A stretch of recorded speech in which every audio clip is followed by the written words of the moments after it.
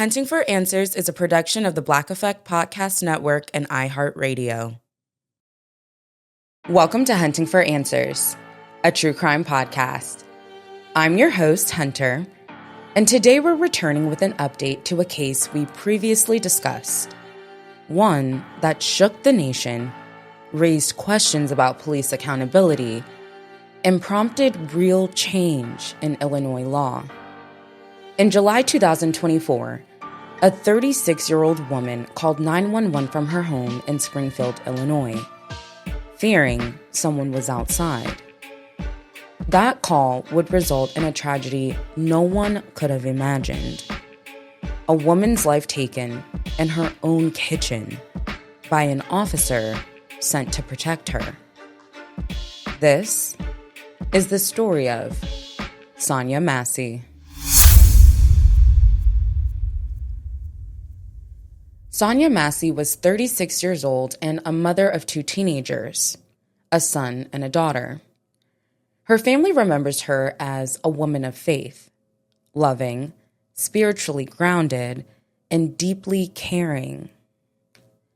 In the days before her passing, her mother called 911 and reported Sonia was experiencing a mental health crisis.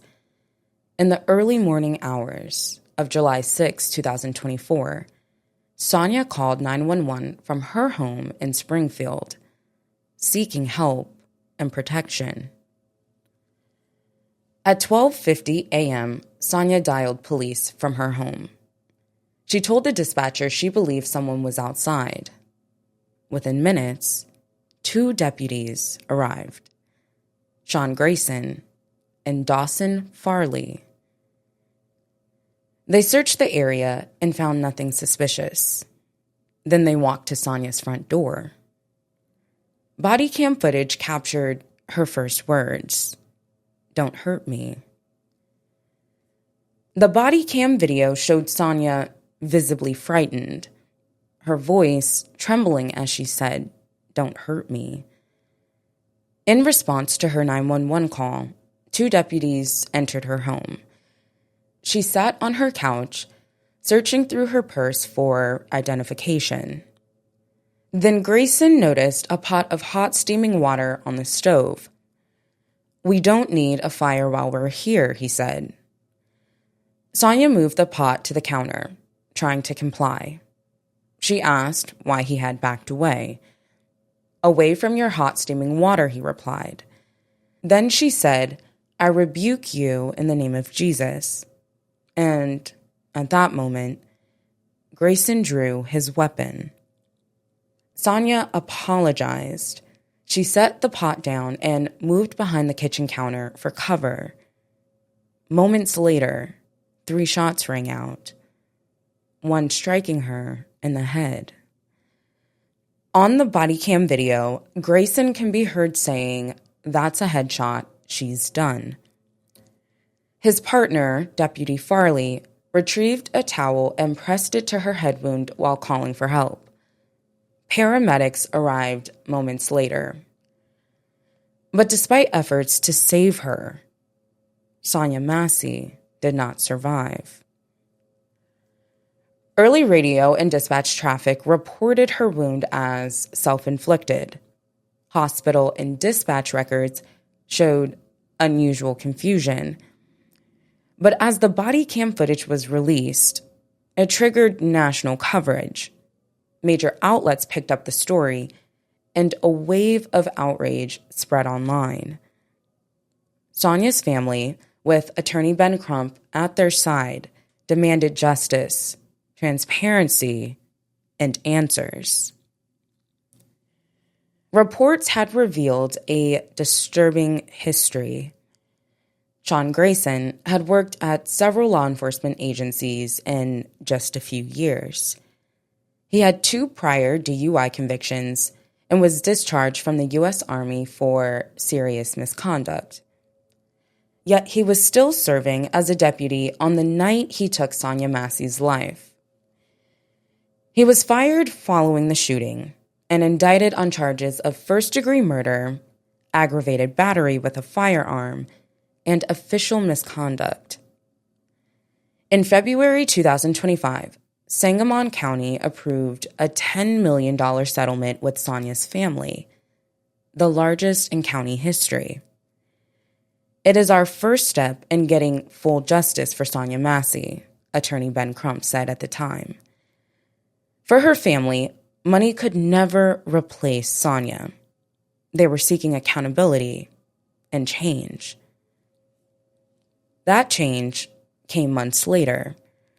On August 12, 2025, Governor J.B. Pritzker signed the Sonya Massey Bill, SB 1953, legislation that requires stricter background checks for police hires and full review and disclosure of officers' disciplinary records. The law takes effect January 1st, 2026. In response to Sonya's death, many Illinois law enforcement agencies have began implementing expanded de-escalation training and exploring mental health co-responder models. In October 2025, the trial began in Emporia County, moved there due to intense publicity. The 36-minute body cam video was played in court. Graphic, disturbing, and undeniable. Deputy Dawson Farley testified for the prosecution, telling jurors that Sonya Massey, quote, never said anything that alarmed me. He explained he only drew his weapon because Grayson did, saying he was trying to have his partner's back. But he admitted he didn't see a reason to.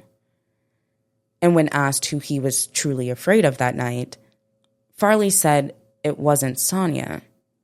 I was afraid of my partner, he told the courtroom.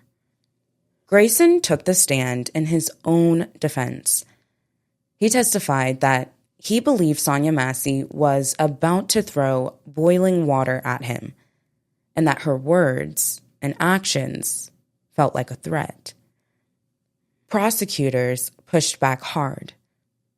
They argued she was apologizing, taking cover behind her counter, and that Grayson acted out of anger, not fear. He got mad and shot and killed her without lawful justification, prosecutor John Milheiser told the jury. On October 29, 2025, the jury reached its decision. Guilty of second-degree murder, not first-degree. Under Illinois law, that means 4 to 20 years and possible eligibility for probation. Sentencing is scheduled for January 29, 2026. Outside the courthouse, Sonya Massey's family spoke through tears, angry, heartbroken, and devastated that the conviction didn't go further. He told my child he would shoot her in the face, and then he did it, says James Wilburn, Sonya Massey's father. And all we got was a second-degree murder conviction out of this. His words carried the weight of a family still grieving and a community still fighting for justice. Our thoughts and prayers are with the family and friends of Sonya Massey. As we wait for sentencing in January 2026, the fight for accountability is far from over. Advocates continue to demand transparency, training, and reform so that what happened to Sonya Massey never happens again. As we close out this episode, remember to share Sonya Massey's story, to spread awareness and continue the conversation surrounding police accountability, mental health, and community safety. Don't forget to follow Hunting for Answers to stay updated on Sonya's case and others like it. Subscribe on YouTube and follow us on Instagram and TikTok for more true crime stories and updates. And if you're watching on YouTube, feel free to share your thoughts on this case in the comments below. Thank you so much for joining us for another episode. Until next time.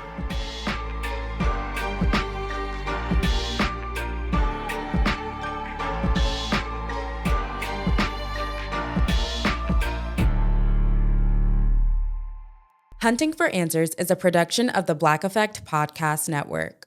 For more podcasts from the Black Effect Podcast Network, visit the iHeartRadio app, Apple Podcasts, or wherever you listen to your favorite shows.